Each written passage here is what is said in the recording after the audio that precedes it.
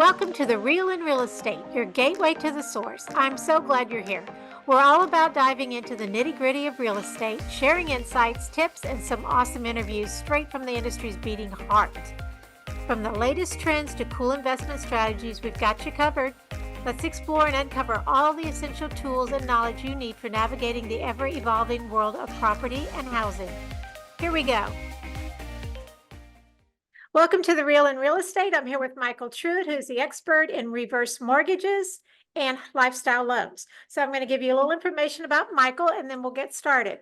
First of all, Micheal is a U.S. Navy veteran, so thank you very much for your service, Micheal. He's had 21 years experience in the real estate industry, both as an agent and a manager and VP for Coldwell Banker.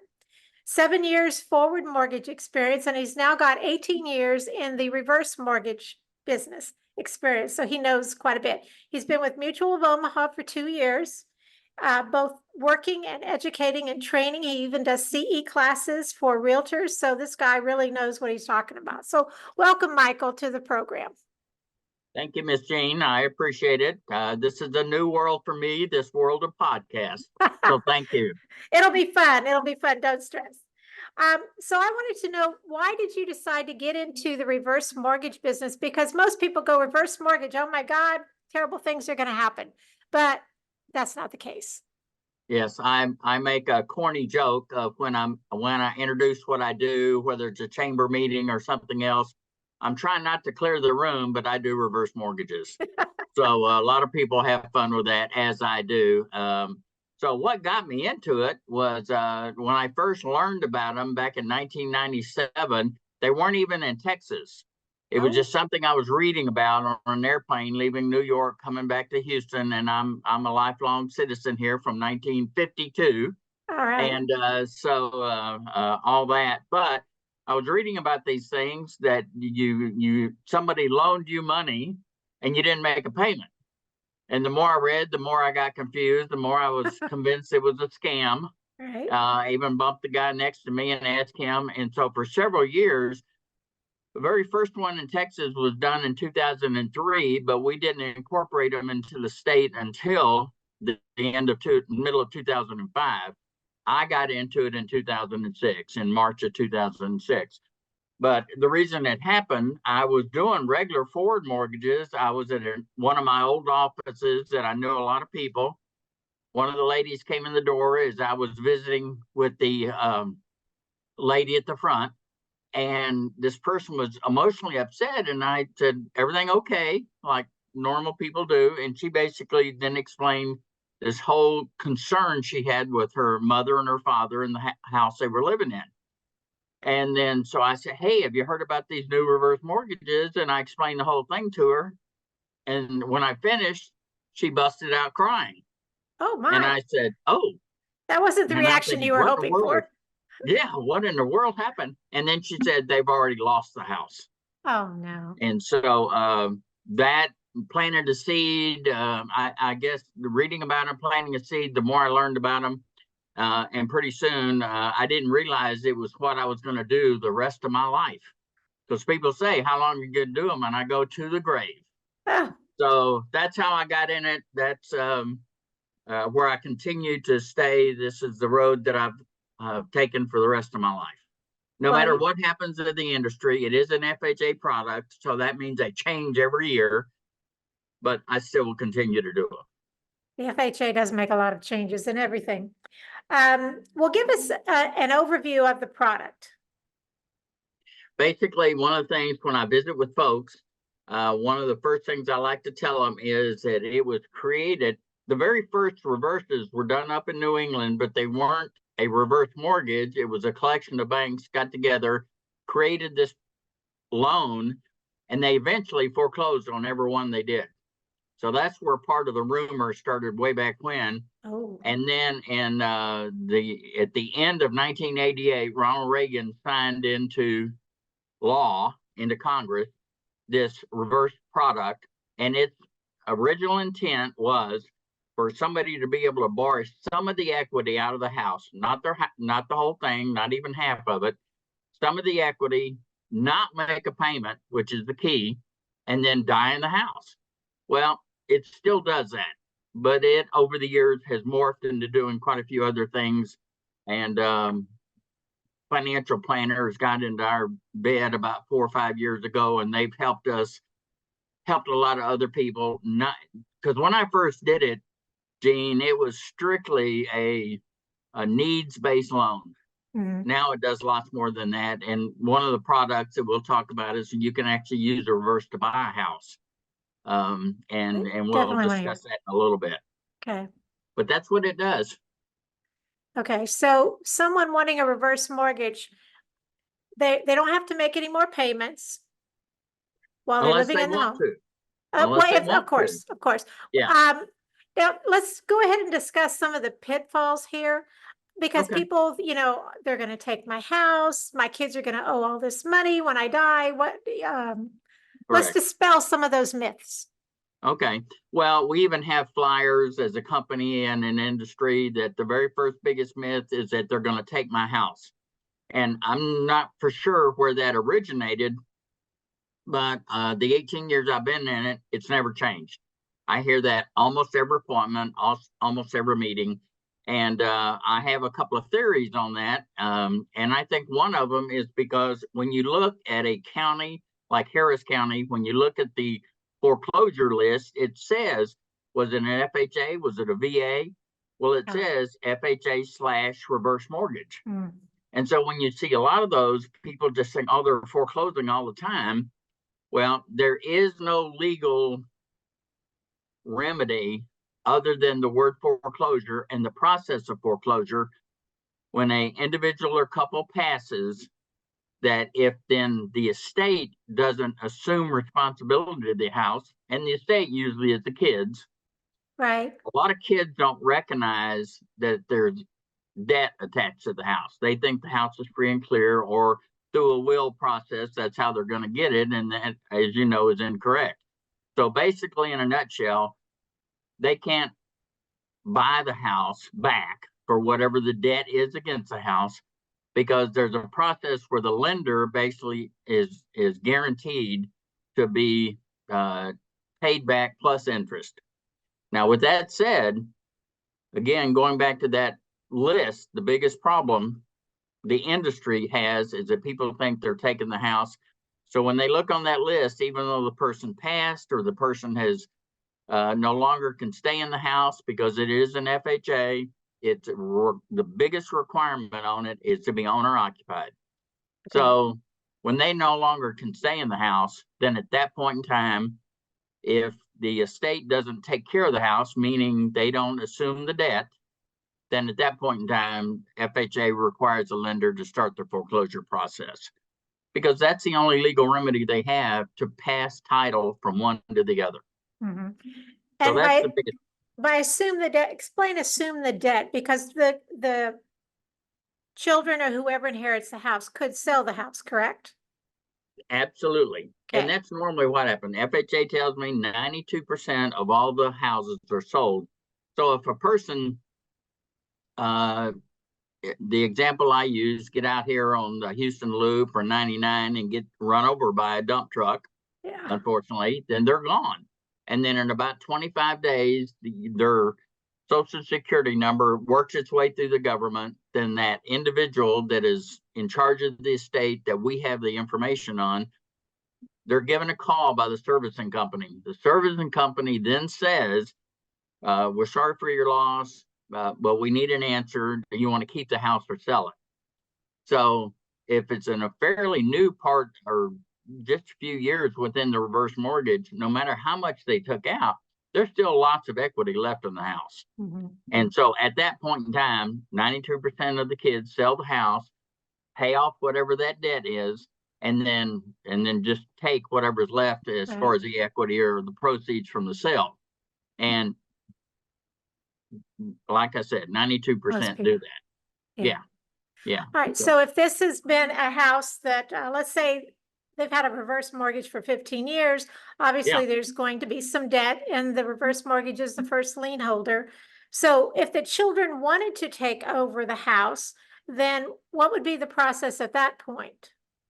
Well, when they get that phone call, do you want to keep the house or sell it? Then they are asked if they want to keep the house, because a lot of times, most of the time, people aren't going to live in the house they grew up in or the ones their parents eventually have. That doesn't.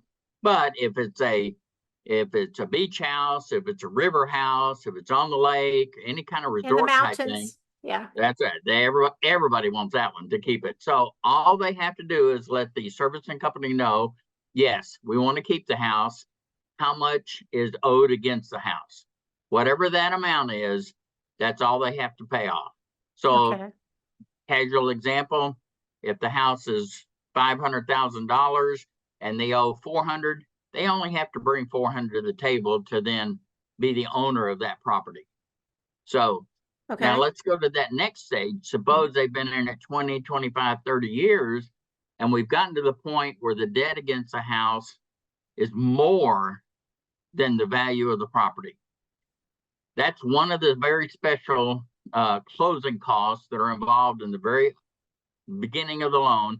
And then a little bit each month is tacked on, just like any kind of insurance policy.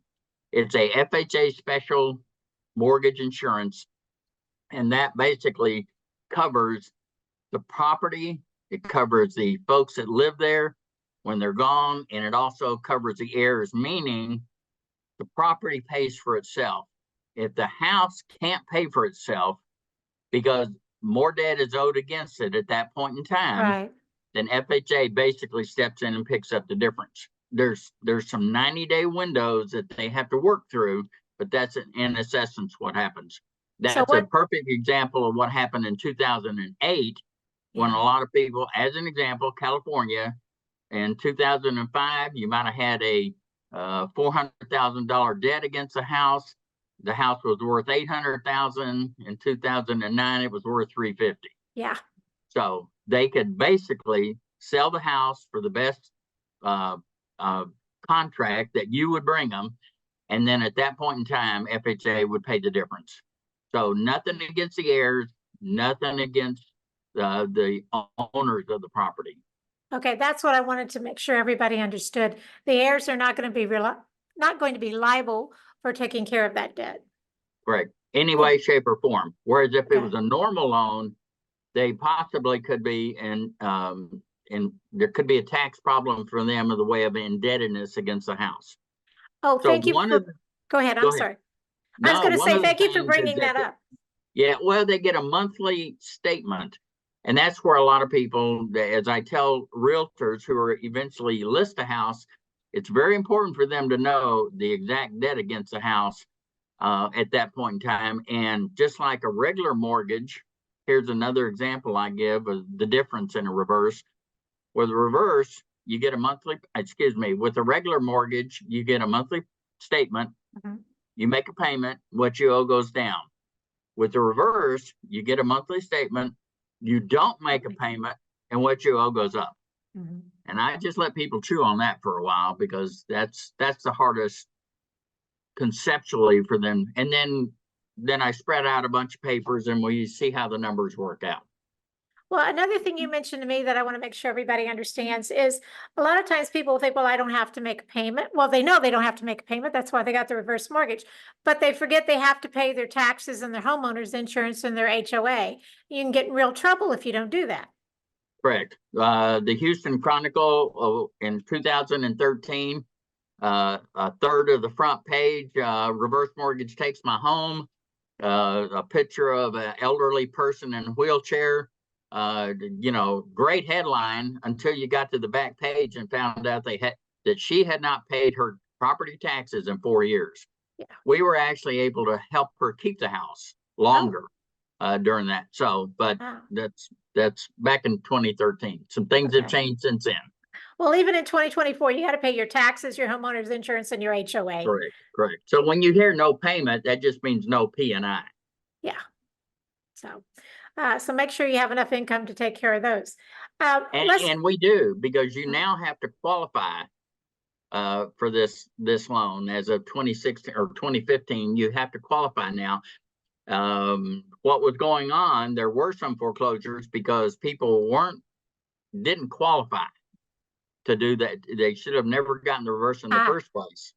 So that's qualified. We do a very good job of qualifying, but we do it with, as an example, we don't use a credit score, but we still qualify the indebtedness, see where the income's coming from, those normal loan procedures. Okay, all right. Okay.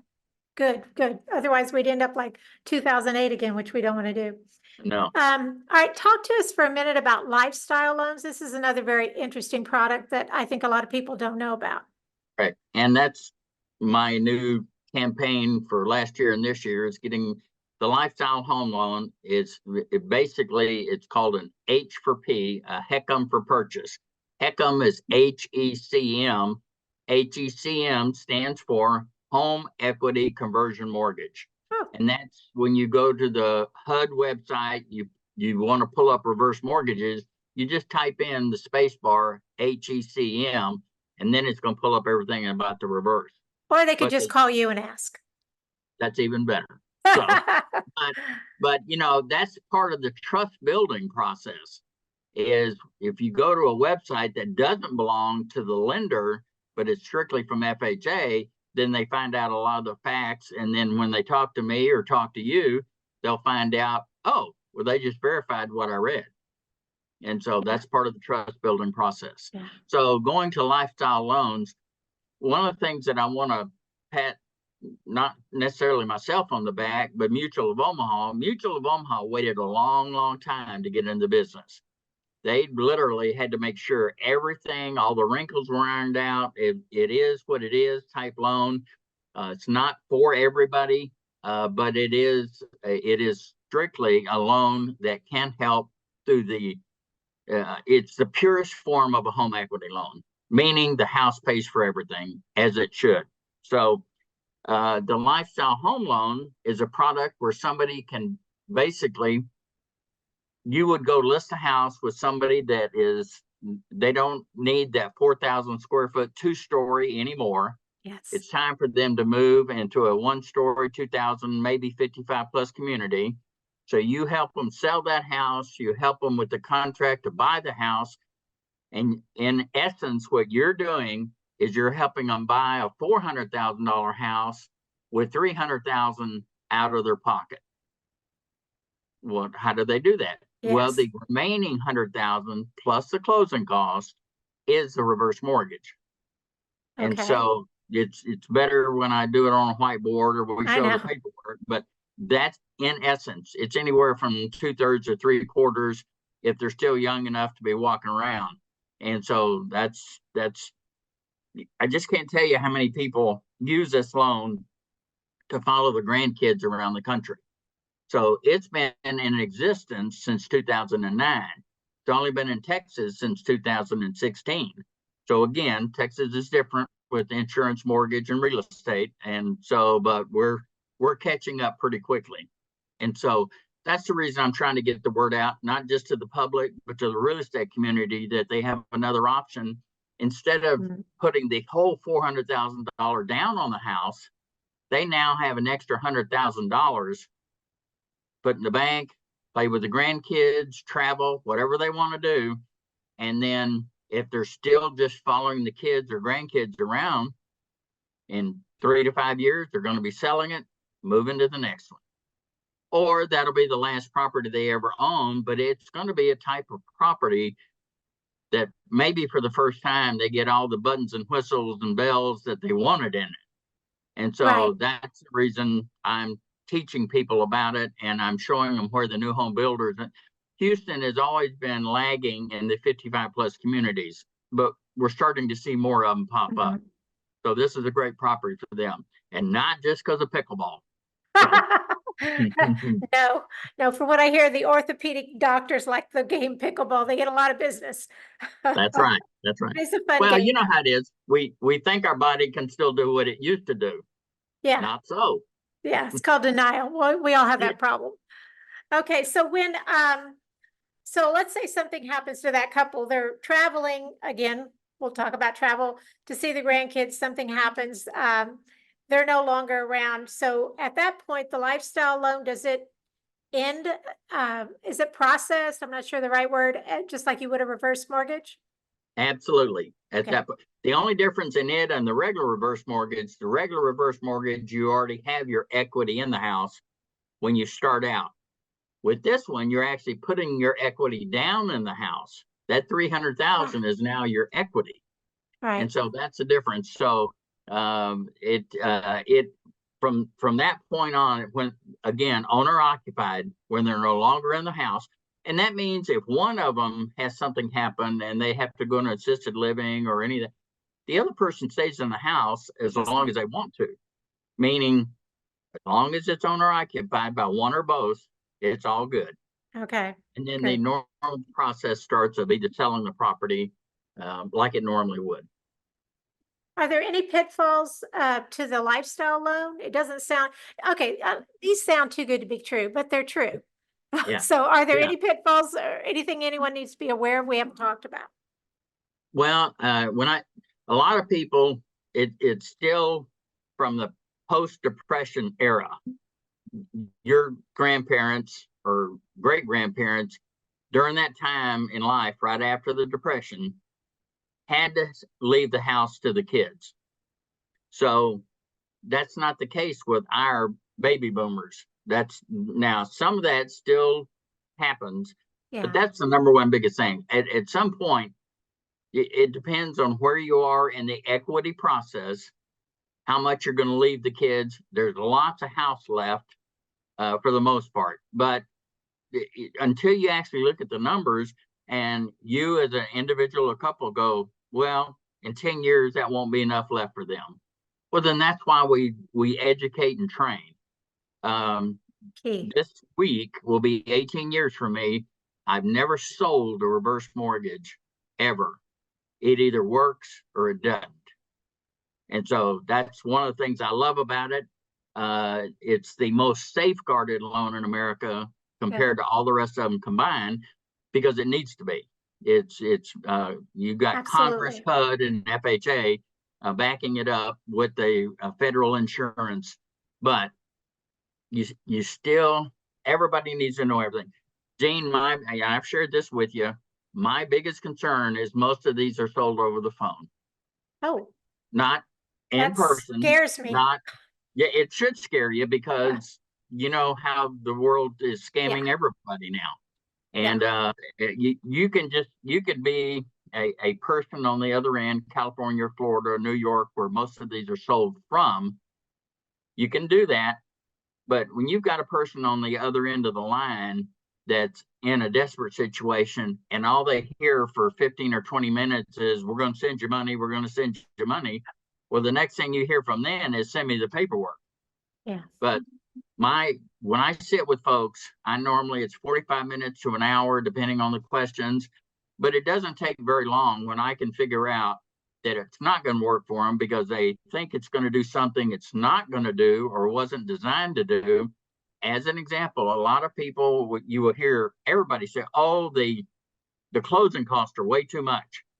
And I have my corny jokes. I said, you have the mafia closing costs and you have mine. I'm right there. I'm as high as they get in the industry. But it goes back to that one special insurance that safeguards the loan, that safeguards and the family. No other type of insurance like that. Yeah. So, but you got to see the numbers. Yes, and we can't do that on a podcast. We don't have enough time. But I know if you will be perfectly honest with anyone. That's why I wanted to have you on this. You're not a high pressure salesman. If it's not right for them, you're not going to sell it to them.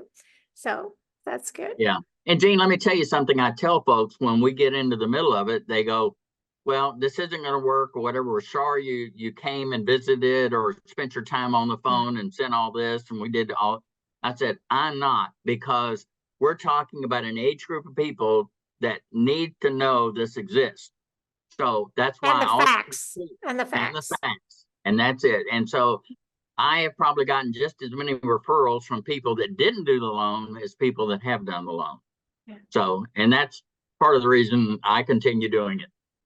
Well, I'm glad you're doing them too. Also, before we run out of time, Micheal, how would they contact? We're going to have this in the podcast, in the write-up, and on the YouTube, but do you have a website address they can go to in the meantime? Yeah, if they'll just go to anything with Mutual of Omaha reverse mortgages, they have a bunch of links to us. Okay. But my phone number, my do all everything number is 832-520-6264. And then it's M Truitt, Truitt, at mutualmortgage.com. Great. Thank you, Michael, so much for taking time to do this today. I really appreciate it. I know everyone out there's now got the facts instead of the scary stories. So thank you very much. Y'all, thanks for Okay. joining us. Hope you enjoyed it. And I'm always happy to bring you the facts. Bye. Thanks for tuning in to The Real in Real Estate, your gateway to the source. Be sure not to miss our upcoming episodes loaded with fantastic insights, expert tips, and all the latest trends in the property scene. Don't forget to stay connected with us on our Trilogy Realty Group socials, Facebook, Instagram, YouTube, and even TikTok. Until next time, take care.